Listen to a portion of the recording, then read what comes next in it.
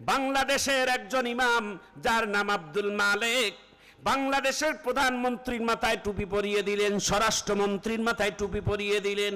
নিঃসন্দেহে ভালো কাজ। এই ভালো কাজটাকে কেন্দ্র করে একটা ফেসবুকে স্ট্যাটাস এসেছে। ফেসবুকটার আইডি হলেন জনাব তারেক মনোয়ার, ইসলামিক স্কলার বক্তা। ওনার আইডি থেকে এইভাবে এসেছে যে এমন চাটুকারি করা ঠিক না, যে বাইতুল মোকাররমের খতিব হয়তো কোনোদিন দেশ ছেড়ে পালাইতে হতে পারে, অর্থাৎ সরকারের চাটুকারিতা, মাথার মধ্যে টুপি দেওয়ার কারণে এটাকে চাটুকারিতা না, না, এটা কিন্তু এটা আলোচনা, বর্তমান সমালোচনার ঝড় শুরু হয়ে গেছে জনাব তারেক মনোয়ারের বিরুদ্ধে, একজন আলেমের বিরুদ্ধে সমালোচনা শুরু হয়ে গেছে। আজকে দেখলাম জনাব তারেক মনোয়ার একজন ইসলামিক স্কলার, তিনি লাইফের মধ্যে এসে জনগণকে ডাক দিয়ে বলে, উপস্থিত জনগণ, এটা আমার আইডি না, বরং আমি ফেসবুক ইন্টারনেট আমি নিজেও চালাই না, আমার কোনো আইডি দিয়ে আমি লেখি নাই, আমি আল্লাহকে ভয় করি, আমি আব্দুল মালেককে আমি উস্তাদের মতোই চোখে দেখি, বরং তাকে সম্মান করি।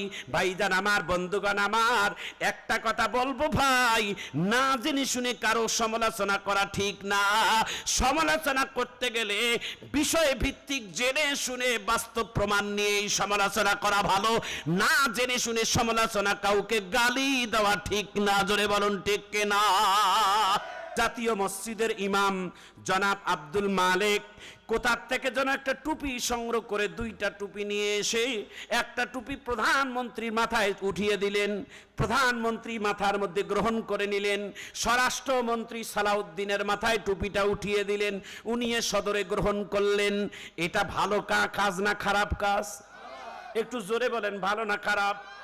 আব্দুল মালেকের জন্য বাইতুল মোকাররমের খতিবের এই সাহসিকতা দেখে বাংলাদেশের 18 কোটি মানুষের হৃদয়ে ভরে গেছে যে একজন ইমাম সাহেব এমন হওয়া দরকার যে একজন ইমাম যখন যায় নামাজে দাঁড়ায়, তার পিছনে যিনি মুসল্লি তিনি তার মুসল্লি, কিন্তু প্রধানমন্ত্রী অন্য জায়গায়, নামাজের মধ্যে তিনি প্রধানমন্ত্রী না। জোরে বলুন ঠিক কিনা?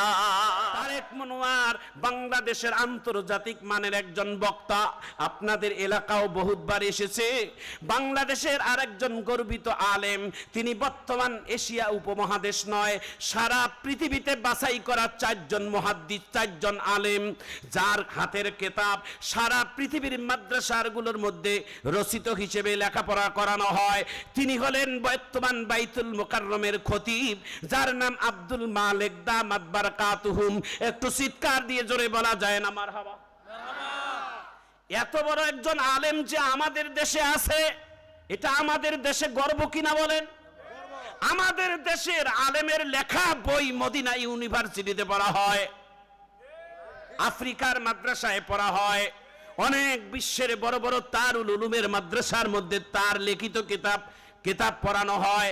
তাহলে বলেন, বাংলাদেশের এত বড় একজন আলেম থাকার কারণে আমাদের বাংলাদেশের দাম কম না বেশি? ভারতের মাটিতে অলিতে গলিতে খুঁজলে খালি নায়ক, গায়ক আর ড্যান্সার খুঁজে পাওয়া যায়। আপনি জাপানে যান, খালি ইঞ্জিনিয়ার, বড় বড় শিক্ষিত মানুষ পাওয়া যায়, ঠিক কিনা বলেন? আপনি সৌদি আরবে যাবেন, সব খালি টুপিওয়ালা, দাড়িওয়ালা, টুপিওয়ালা, জুব্বাওয়ালা দেখা যায়। আর বাংলাদেশে ঘুরবেন, ঘরে ঘরে আলেম ওলামা দেখা যায়। একটু জোরে বলুন ঠিক কিনা? আমার ভাইজান, আমার বন্ধুগণ, ঈদুল ফিতরের দিন আমাদের বাংলাদেশের প্রধানমন্ত্রী, রাষ্ট্রপতি এবং সেনা প্রধান এবং স্বরাষ্ট্রমন্ত্রী সহ বাংলাদেশের জাতীয় ঈদগাহ মাঠে নামাজ আদায় করেছেন। আর সেই ঈদগাহ মাঠের ইমামতি করেছেন বাইতুল মোকাররমের খতিব। তিনি হচ্ছেন বাংলাদেশের মুফতি, মুফতিদের মুফতি, আলেমদের আলেম, সকল ওলামায়ে কেরামের মাথার তাজ, যার নাম আব্দুল মালেক। একটু চিৎকার দিয়ে জোরে কোন মারহাবা? তার সাহসিকতা দেখেন, শোনার পরে আমার দিকে তাকান, তার সাহস কত দেখেন। এত খাটো মানুষ, পায়ের জুতা নাই, ভালো জামা নাই, কিন্তু একজন পিসাহের মধ্যে একজন বড় আলেম। ইনি যখন নামাজ পড়াবেন, নামাজ পড়ার আগে ইমাম সাহেব মুখ ঘুরিয়া মুসল্লিদেরকে নামাজের নিয়ম কানুন বলে দেয়, ঠিক কিনা বলেন? যখনই তিনি বলে দিচ্ছেন, এমন সময় দেখে প্রধানমন্ত্রী তারেক রহমানের মাথায় টুপি নাই, স্বরাষ্ট্রমন্ত্রী সালাউদ্দিন সাহেবের মাথায় টুপি নাই, কেন পরে নাই জানি না, ওইটা ওনাদের ব্যাপার, ঠিক কিনা কোন?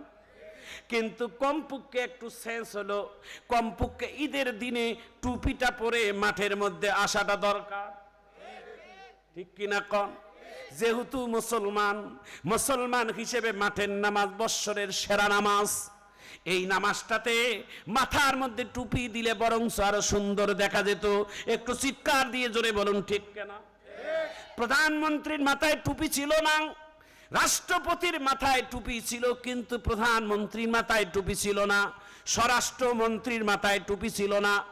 আমাদের ইমাম, জাতীয় মসজিদের ইমাম জনাব আব্দুল মালেক কোথার থেকে যেন একটা টুপি সংগ্রহ করে দুইটা টুপি নিয়ে এসে একটা টুপি প্রধানমন্ত্রীর মাথায় উঠিয়ে দিলেন, প্রধানমন্ত্রী মাথার মধ্যে গ্রহণ করে নিলেন, স্বরাষ্ট্রমন্ত্রী সালাউদ্দিনের মাথায় টুপিটা উঠিয়ে দিলেন, উনি সদরে গ্রহণ করলেন। এটা ভালো কাজ না খারাপ কাজ? একটু জোরে বলেন, ভালো না খারাপ? আব্দুল মালেকের জন্য বাইতুল মুকাররমের খতিবের এই সাহসিকতা দেখে বাংলাদেশের 18 কোটি মানুষের হৃদয়ে ভরে গেছে যে একজন ইমাম সাহেব এমন হওয়া দরকার যে একজন ইমাম যখন যায় নামাজে দাঁড়ায় তার পিছনে যিনি মুসল্লি তিনি তার মুসল্লি, কিন্তু প্রধানমন্ত্রী অন্য জায়গায়, নামাজের মধ্যে তিনি প্রধানমন্ত্রী না। জোরে বলুন ঠিক কিনা? কথা বলেন ঠিক কিনা? নামাজের মধ্যে কোন প্রধানমন্ত্রী হচ্ছেন ইমাম সাহেব, কথা কন? নামাজের মধ্যে যদি ইমাম সাহেব 2 মিনিট দেরি করে, ওনাকে দেরি করতে বাধ্য।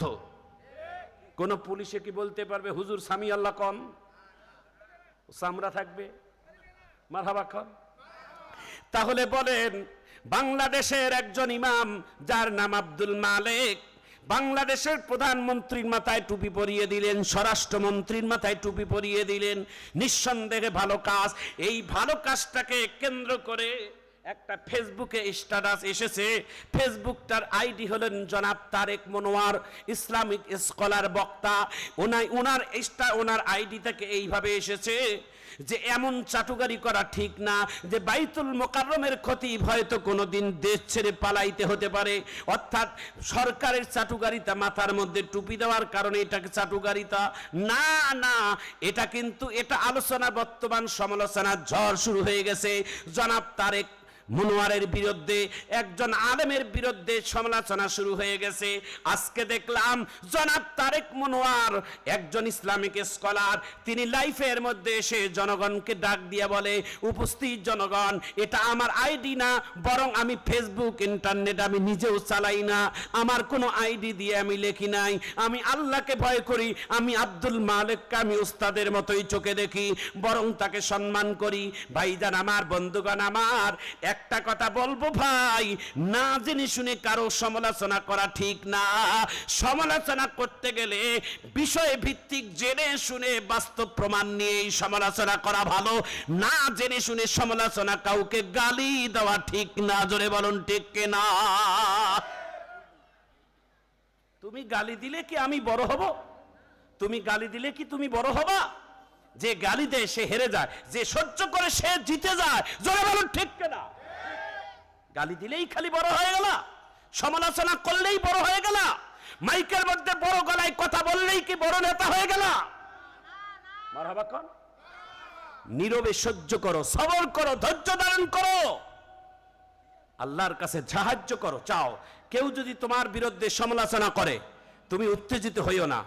তোমার রাগ বেশি হয়ে গেলে 3টা কাজ করবা, মা বোনেরা শুনে নেন। যদি অতিরঞ্জিত রাগ হয়, এটার মেডিসিন হায়ার অ্যান্টিবায়োটিক মেডিসিন। কি মেডিসিন জানেন? স্বামী স্ত্রীর মধ্যে যদি কোনো সরকার বেশি উত্তেজিত হয়, পাড়ার মধ্যে ঝগড়া ফাসাদে যদি কোনো উত্তেজিত হয়, সেই সময় ডাক্তার এই সমাধান দিতে পারবে না। এই রাগ চেঞ্জ করা, রাগ চেক দেওয়া কোনো ঔষধ লাগবে না, এটা আধ্যাত্মিক ঔষধ, 1 নম্বর ঔষধ।